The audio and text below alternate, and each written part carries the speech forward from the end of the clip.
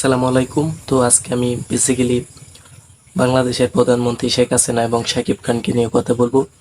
ইতিমধ্যে কিন্তু ছাত্র আন্দোলনে শাকিব খান ভালো কিছু স্ট্যাটাস ফেসবুক পেজ তার ভেরিফাই ফেসবুক পেজের মাধ্যমে দিয়েছেন। ইতিমধ্যে সেটা আমরা ইতিমধ্যে দেখছি। তো তারপরও শাকিব খান কিন্তু ছাত্র আন্দোলন নিয়ে অনেক কথা বলছেন, ছাত্রদের সাথে এখন পর্যন্ত থেকেছেন, এখন পর্যন্ত আছেন। তো এভরিওয়ান সবকিছু মিলিয়ে আজকের ভিডিওতে কথা হবে। ইতিমধ্যেই সরকার পদত্যাগ হয়েছে, আজকে কিন্তু মেবি 3 দিন হয়ে যাচ্ছে সরকার কিন্তু পদত্যাগ হয়ে গেছে। শেখ হাসিনা কিন্তু ইতিমধ্যেই দেশ ছেড়ে পালিয়ে গেছে।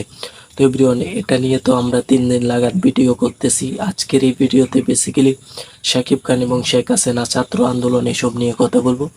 ভিডিওটি না টানায় সম্পূর্ণ ভিডিওটি দেখবেন, কারণ টানায় দেখলে কিছুই বুঝতে পারবেন না। তো এভরিওয়ান চলেন ভিডিও দেরি না করে শুরু করি। দেখেন, শাকিব খান কিন্তু ছাত্র আন্দোলনের শুরু থেকে কিন্তু ছাত্রদের সাথে ছিল, এখন পর্যন্ত কিন্তু শাকিব খান ছাত্রদের সাথে আছে। তো এভরিওয়ান ছাত্রদের সাথে অনেক স্ট্যাটাস ফেসবুকের মাধ্যমে শাকিব খান ইতিমধ্যে আমাদের মাঝে দিয়েছে, যেটা ইতিমধ্যে আপনারাও দেখেছেন, আমরাও কিন্তু দেখছি। তো সবকিছু মিলিয়ে সরকার যে পতন হলো, তো যারা বেসিক্যালি আওয়ামী লীগ করেছে বাট এখন পর্যন্ত যারা আওয়ামী লীগ করছিল, যারা কিন্তু জনগণকে মেরে আওয়ামী লীগের যে নেতাকর্মী আছে যারা খাইছে, তারা সকলেই কিন্তু শেখ হাসিনার সাথে সাথে সকলেই কিন্তু দেশ পদত্যাগ করে ইতিমধ্যেই পালিয়ে গেছে। তো এভরিওয়ান আরও একটা কষ্টের সংবাদ হচ্ছে, আমাদের বাংলাদেশে যে চলচ্চিত্র চলচ্চিত্র প্রযোজক, সুনামধন্য একজন প্রযোজক শাপলা মিডিয়ার কর্ণধার সেলিম খান এবং শান্ত খান তার ছেলে, এরা দুইজনকে কিন্তু গণপিটুনিকে তাদের মৃত্যু হয়েছে। ইতিমধ্যে এই সংবাদটা আপনারা সকলে দেখেছেন। তো এভরিওয়ান বেসিক্যালি আমি এই ভিডিওর মাধ্যমে আপনারা যারা আমার চ্যানেলের যারা সাবস্ক্রাইবার আছেন, তারা যারা দেখেন নাই বা শুনেন নাই, তাদের জন্য শুধুমাত্র আমি বলতেছি।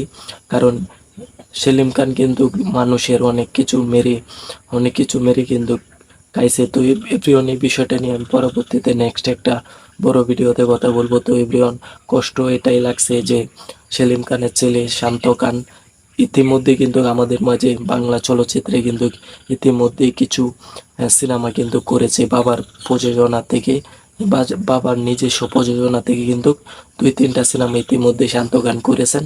তো ইতিমধ্যেই তার মৃত্যু সংবাদটা শুনে আসলে কিন্তু কষ্ট লাগছে। ছেলে বেসিক্যালি বাবা কিন্তু অনেক পাপ করেছে, জনগণকে মেরে কিন্তু খাইছে। তো এই বিষয়টা নিয়ে অন্য কোনো ভিডিওতে কথা বলবো। এখন কথা বলি, শেখ হাসিনা বাংলাদেশ ছেড়ে চলে গেছেন।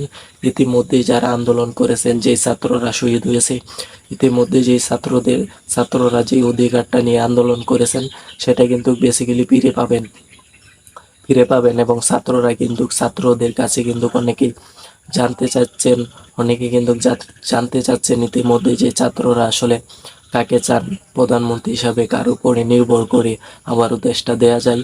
বাট 3 মাসের জন্য কিন্তু কারো উপরে নির্ভর করে দেশটাকে দিবেন, তারপর কিন্তু 3 মাস পর কিন্তু একটা নির্বাচন হবে, সেখান থেকে কিন্তু প্রধানমন্ত্রী সিলেক্ট হবে। তো এভরিওয়ান আমি একটা কথা বলতে চাই প্রধানমন্ত্রী নিয়ে, সেটা হচ্ছে দেখেন শেখ হাসিনা খারাপ করেছে, শেখ হাসিনা আলেম ওলামাদের উপর কিন্তু অনেকটাই নির্যাতন করেছে। আমাদের আল্লামা দিলওয়ার হোসেন সাঈদী সাহেবকে শেখ হাসিনা মেরে ফেলছে যাবজ্জীবন দিয়ে। তো এই কষ্টটা কিন্তু আমাদের বুকের মাঝে রয়ে গেছে এখন পর্যন্ত। এই বিষয়টা নিয়ে কিন্তু আমি আরও একটা ভিডিওতে কিন্তু আজকে কথা বলেছি। তো এই কষ্টগুলো আসলে অনেক বেশি কষ্টদায়ক এই বিষয়গুলা।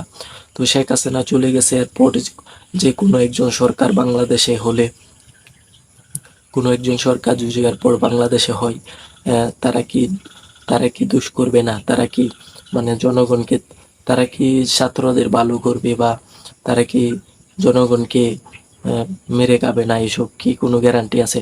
তো আমি সকলের কাছে অনুরোধ করব যাতে যে যোগ্য একজন প্রধানমন্ত্রী যাতে বাংলাদেশে হয়, সে যেন গরিব দুঃখী মানুষ, আমি চাইবো তার কাছেই বেসিক্যালি দেশটা তুলে দেওয়া হোক, যে গরিব দুঃখী মানুষ, বাংলাদেশের গরিব দুঃখী মানুষদের মন বুঝবে এবং সকলকে সাহায্য করবে, ছাত্র ভাইদের দাবি মেনে নিবে এবং কখনোই এরকমটা করবে না।